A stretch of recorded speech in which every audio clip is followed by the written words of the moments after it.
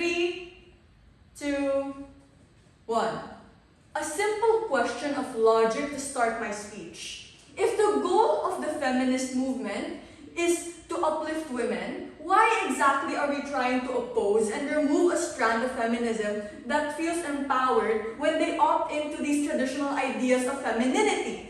We tell you that side government and their world is one that is cruel to women who opt into the strand of lipstick feminism by completely rejecting them from the movement just because of the way they act and the way they dress. Two things exclusively on Upwhip: rebuttals, clashes. Now, rebuttals. Firstly, the reason why GovWhip got confused is because of their unrealistic and archaic framing of how society works. These are all self-imposed burdens that my partner already called out and responded to. Let me add further depth into this.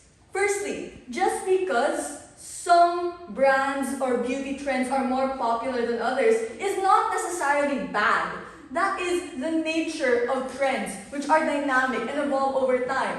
Only in the past decade did we see the rise of Korean and Asian beauty standards, which previously was monopolized by the more Western beach blonde voluptuous standards of how a woman looks. Even if these, by virtue of how math works, is more popular, it isn't necessarily bad because all people have different preferences and orientations. Second, government's case is largely contradictory because they claim they champion solidarity and unity, but at the same breath alienate an entire strand or group of women who are now left to be more at risk when they no longer have a sense of community and may be more objectified by men when they do not have a sense of belongingness from the movement to help them.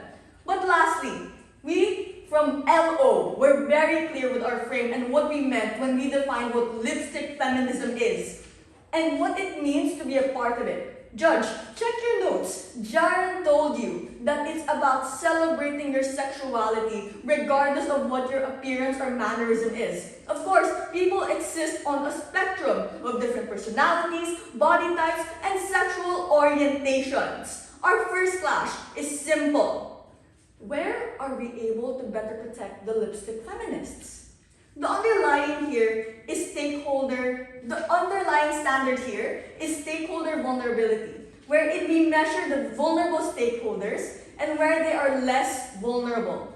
Mr. Speaker, side government pushes these lipstick feminists out in the streets, excluding them from the overall movement, and even worse, making them an easier target for men to manipulate. Does this sound like protecting women? Or rejecting certain kinds of women just because they like to dress or act a certain way?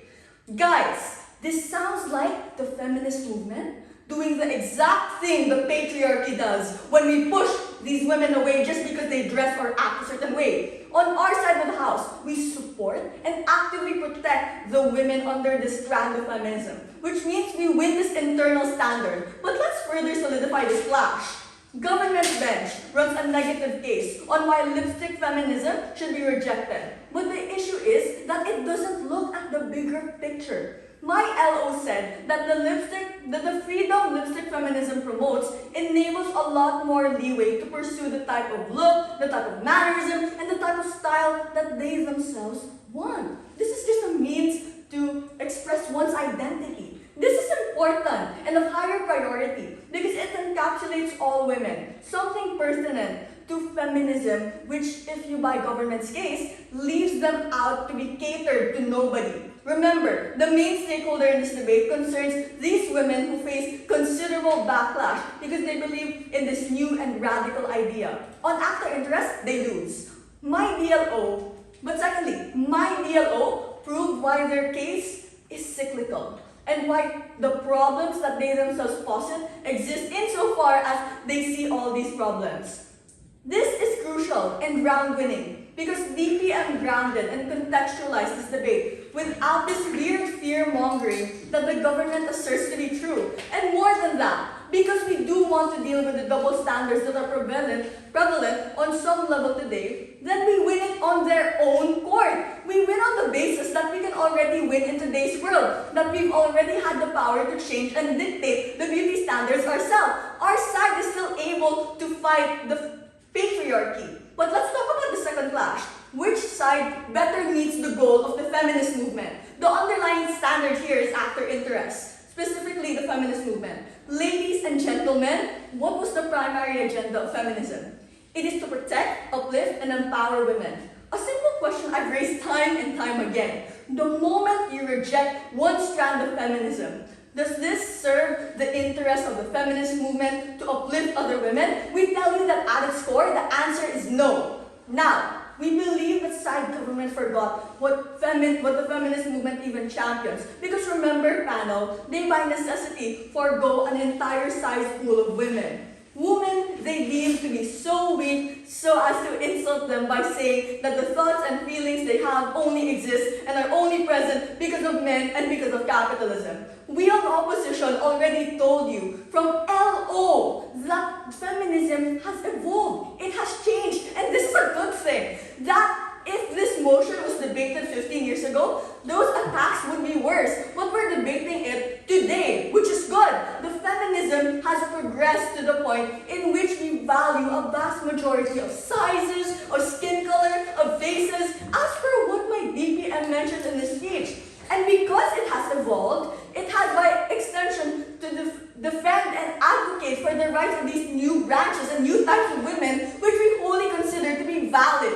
Today's feminism caters to a lot more type of diversity. So in conclusion then, to hammer the final nail in the coffin, we win on the metrical scale. In terms of people affected, which side better protects the vulnerable stakeholder in this debate? Both the feminist movement and the lipstick feminists. To keep it simple, only on side opposition do we protect the strand of feminism, but we also protect the heart of the feminist movement by uplifting and empowering these kinds of women, letting the woman herself define what it means to be a woman. Up with, oppose.